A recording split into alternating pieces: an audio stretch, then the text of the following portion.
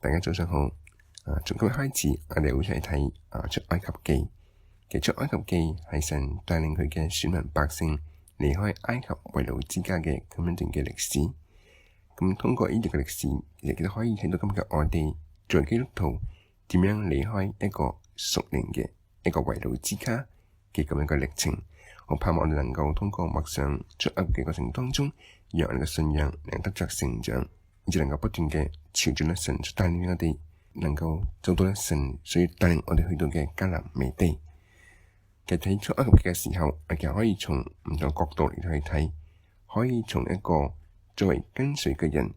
點樣喺摩西嘅帶領底下啦，嚟去埃及嘅一個角度，亦都可以從作為帶領者摩西如何去帶領百姓啦，嚟去埃及嘅咁樣嘅角度，亦都有一個從法老嘅角度嚟睇，即係從法老身上睇得見魔鬼撒旦點樣嚟去工作嘅咁樣嘅角度。所以我要從唔同角度當中一齊去思想，一齊默想出埃及記。對於我哋每人嚟講，離開埃及地呢個係非常之嘅重要。對於我哋每人嚟講，離開一個屬靈嘅為奴之家係非常之嘅重要。因為呢，當我哋離開咁樣嘅屬靈嘅埃及地嘅時候，意味住我哋嘅信仰得到真正嘅自由。亦都喺呢個歷史嘅當中，亦都可以睇到一個人點樣能夠亦都去建立起信心，以至經歷一個生命嘅紅海，最終到達迦南美地嘅咁樣嘅歷程。盼望我哋能夠從當中去得到咁樣嘅屬靈嘅寶貴嘅智慧同埋教導。咁我哋先嚟睇第一章嘅1到7節。以色列嘅眾子各帶着家眷和雅各一同來到埃及，他們的名字記在下邊：有流便、西緬、利未、猶大、以薩迦、西布倫、便雅憫、但、拿弗他利、迦得、亞設。凡從雅各而生的共有70人。約瑟已經在埃及。約瑟和他弟兄並那一代的人都死了。以色列人生養眾多，並且繁茂，極其強盛，滿了那地。阿們。喺度我哋聽當初進到埃及地嘅以色列人嘅人數。喺度係從雅各一個人開始，之後有咗佢12個兒子，最終佢哋帶住各自嘅家眷70個人嚟到埃及。其實喺聖經嘅時候要注意，聖經裏面嘅數字亦都有佢自身嘅一種嘅象徵嘅含義。就好似喺呢度係從雅各一個人開始，有咗佢12個兒子，然之有咗70個人嘅咁樣嘅家族。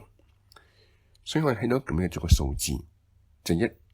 到12到70。呢組數字亦都可以睇作為一個成長發展嘅一個象徵。正如喺新約嘅當中，我哋睇見啦，從主耶穌一個人開始，後來呼召咗12個門徒，再到後來擴展到70個咁嘅門徒。所以其實從咁樣嘅呢組數字當中，我哋睇見啦，一個群體嘅成長亦都會經歷咁樣嘅過程。但係喺個過程嘅當中，好重要嘅係第一個人。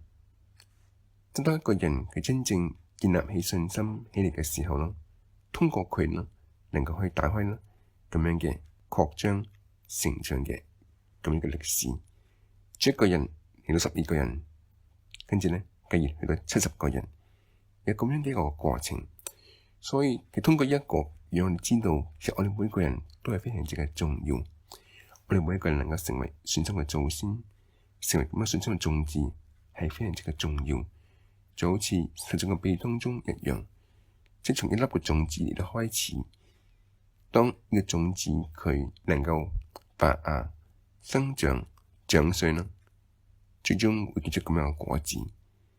所以會嚟到一個成長發展嘅咁樣嘅階段。所以大家我哋每個人，我哋嘅生命其實都會經歷咁樣一個過程，亦都可以話係一個生命成長嘅一個歷程。咁喺一個生命成長歷程嘅當中，其實會遇到點樣嘅事情呢？我哋睇第一章嘅6到7節。約瑟和他的兄弟並那一代的人都死了。以色列人生養眾多，並且繁茂，極其強盛，滿了那地。阿們。即係神嘅保守眷顧底下啦，成個百姓呢不斷嘅加增，不斷嘅繁茂。但係正正喺咁嘅時候，埃及人見到成個百姓啦不斷嘅強盛繁茂起嚟嘅時候呢，有咗咁樣嘅一種嘅懼怕。後邊第8到14節，又不認識約瑟的新王起嚟治理埃及，對他的百姓說：看哪，這以色列民比我們還多，又比我們強盛。來吧，我們不如用巧計待他們，恐怕他們多起來，日後若遇什麼爭戰的事，就聯合我們的仇敵攻擊我們，離開這地去了。於是埃及人派督工轄制他們，加重擔苦害他們。他們為法老建造2座積貨城，就是以東和蘭塞。只是越發苦害他們，他們越發多起來，越發蔓延。埃及人就因以色列人受煩。阿們。喺度睇到啦，當我哋嘅信仰不斷嘅成長嘅時候，喺度我哋睇到，當一個人佢信仰被建立起嚟嘅時候，必然會遇到類似嘅咁樣嘅情況。喺度話又不認識約瑟嘅新王起嚟，只有咁樣嘅新嘅一位嘅法老王。啱啱提到法老王可以象徵嘅係魔鬼撒旦，喺我哋就信仰道路嘅時候，會有咁樣嘅仇敵嘅工作。咁魔鬼工作係啲乜嘢呢？就係不斷嘅去攔阻我哋啦，去成長。因為佢知道啦，一旦我哋成長起嚟嘅時候，佢就唔能夠咧去轄制我哋，唔再能夠成為咧我哋嘅主人。就好似啦，鳥誕下鳥蛋之後，好重要係呢個鳥蛋能夠緊緊嘅出生、成長，成為咧咁樣能夠飛翔喺天上面嘅咁樣嘅飛鳥。因為咁樣嘅時候咧，咁樣嘅蛇過嚟嘅話咧，唔能夠去吞吃咁樣嘅鳥噶。但係乜嘢嘅時候蛇可以過嚟吞吃呢？就係咧喺蛋嘅時候。所以當鳥咧去誕下鳥蛋嘅時候，蛇就會過嚟啦，需要吞吃咧咁樣嘅鳥蛋。所以好重要嘅係喺蛇嚟到之前啦，要趕緊嘅去孵化出生，然之後去成長。咁樣嘅時候啦，咁樣嘅蛇啦唔能再去傷害咧咁樣嘅雛鳥。然之後到後來，當呢隻雛鳥成長起嚟夠大嘅時候，能夠可以反過嚟去吞吃咧咁樣嘅蛇一樣。亦可以話個生命成長嘅規律。同樣啦，喺我哋嘅信仰當中，亦都係一樣。要知道其實魔鬼撒旦千方百計去攔阻啦成個百姓佢哋嘅成長，唔俾成個百姓能夠去成長，會有咁樣嘅魔鬼嘅咁樣嘅工作。所以我睇後邊第9節裏面話到啦，一方面，所以喺第9節嘅裏邊我睇見有法老嘅擔憂，佢話：看哪，這以色列民比我們還多，又比我們強盛。來吧，我們不如用巧計待他們，恐怕他們多起來，以後若遇什麼爭戰的事，就聯合我們的仇敵攻擊我們，離開這地去了。阿們。所以喺呢一度我睇到有法老裏面嘅懼怕，因為知道一旦一個人嘅信仰成熟成長嘅時候，因為咁樣嘅時候佢唔能夠再去轄制我哋。所以喺佢之前呢，佢會有咁樣嘅工作，通過咧逼迫啦、苦害啦、重擔啦，去阻擋我哋嘅成長。所以後面11節裏面講到，於是埃及人派督工轄制他們，加重擔苦害他們。他們為法老建造2座積貨城，就是以東和蘭塞。阿們。所以第一個手段就通過派督工去轄制佢哋，加重擔嚟到苦害佢哋。大家喺我哋信仰當中，假如我哋希望我哋信仰能夠好好去成長嘅話啦，好重要一點就要同咁樣嘅忠心嘅聯合，不斷嘅去到神嘅跟前，去聽到、去禱告、去默想，以至咧去談話，呢個係非常之嘅重要。通過呢啲嘅嘢，我哋嘅信仰咧能夠不斷嘅去成長。所以咁樣嘅時候啦，魔鬼佢會通過嗰種巨嘅事情啦，想要去攔阻我哋，去束縛我哋。呢度咧話要百姓為法老建造2座積貨城，就係話到你哋有你哋要去做嘅事情，咪通過好多嘅事情啦，嚟到攔阻我哋。第12節裏面話，只是越發苦害他們，他們越發躲起來，越發蔓延，埃及人就因以色列人受罰。阿們。好多嘅時候，喺我哋信仰嘅初期啦，可能我哋都會遇到咁樣嘅一個嘅掙扎，就覺得好似信仰啦，可以佔據咗我哋好多嘅時間，以至讓我哋唔能夠做其他嘅各樣嘅事情。但當我哋信仰慢慢變得成熟嘅時候，其實我哋慢慢會發現，其實信仰需要教導俾我哋嘅，其實信仰需要話俾你聽更加本質嘅咁樣嘅事情，講到關於我哋嘅人生嘅意義啦，同埋目的嘅，都可以話信仰係我哋一個人能夠真正成長進步嘅一個嘅原動力。所以當我哋奔走呢條信仰道路嘅時候，其實會有好多難做我哋嘅事情。表面上睇上嚟好似有多我哋去做嘅事情，但我希望內心會變得更加懇切，我哋嘅內心會更加渴慕神佢嘅話語，更加渴慕啦，想嚟到聖殿嘅當中，更加想要去聽神嘅話語。其實信仰係啲乜嘢呢？其實信仰係讓我哋更加真摯嘅去發現我哋嘅生活，我哋人生嘅意義同埋目的嘅，亦都可以話係俾咗我哋每個人我哋生命嘅一個原動力。所以雖然外在有好多人需要去做嘅事情，但係唔能夠忘記更加本質、更加重要嘅，就好似馬大同瑪利亞嘅嗰個故事當中一樣。耶穌最終稱讚嘅係瑪利亞，話到佢得到咗啦，唔能夠被奪去嘅咁個福分。對比於我哋做啲乜嘢，更加重要嘅係我哋嚟到神嘅面前，去渴慕神佢嘅話語，去聆聽佢嘅話語，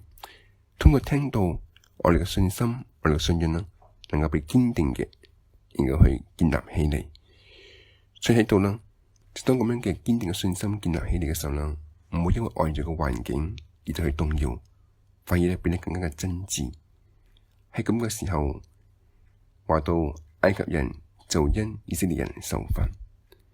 所以後邊13、14節，埃及人點樣去做呢？所以後邊13到14節，埃及人嚴嚴地使以色列人做工，使他們因做苦工覺得命苦。無論是和泥，是做磚，是做田間各樣的工，在一切的工上都嚴嚴地待他們。阿們。我喺度啦，埃及人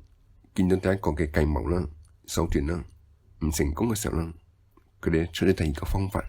就係更加嘅嚴格嘅去苦待佢哋，以至讓佢覺得命苦。但係從結論上嚟睇係點樣呢？其實12節裏面話到，只是越發苦害他們，他們越發多起來。講到真正嘅信心同埋虛假信心啦，喺度就能夠去分辨出嚟。即係個真正擁有信仰嘅人，係即便係咁樣嘅艱難嘅時候，反倒會變得更加嘅懇切，因為喺呢個時候，我哋能夠更加去聽一見我哋靈魂裏面嘅呼喚，靈魂裏面嘅聲音。的確，環境呢並唔能夠去約束我哋，亦要知道嘅神帶領我哋每個人嘅成長啦，其實都有佢嘅計劃。神佢知道我哋每一個人，亦都愛我哋每一個人，所以佢知道點樣嘅一個環境係會讓我哋能夠可以健康嘅去成長起嚟。所以神並冇將我哋放喺一個非常之安舒嘅一個環境，讓你去成長，就好似溫室裏面嘅小花一樣，反而讓我哋經歷各種嘅患難啦，甚至逆境。通過咁樣嘅過程嘅當中，讓我哋能夠學識去仰望神、依靠神，讓我哋信心能得以堅固以至成長。